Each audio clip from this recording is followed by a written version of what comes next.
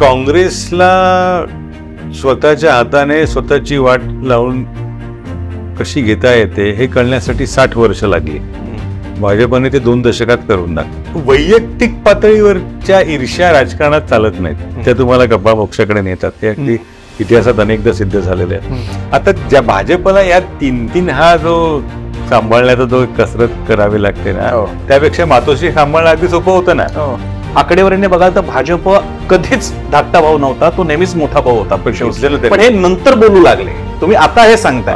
ज्यावेळेला लढती एकाच अंगाने तिहेरी होतात ना, त्यावेळेला त्या प्रत्येकाचा रस मी निवडून येण्यापेक्षा तू कसा हरशील याकडे असतो आणि अंतिमतः दोघेही हरतात.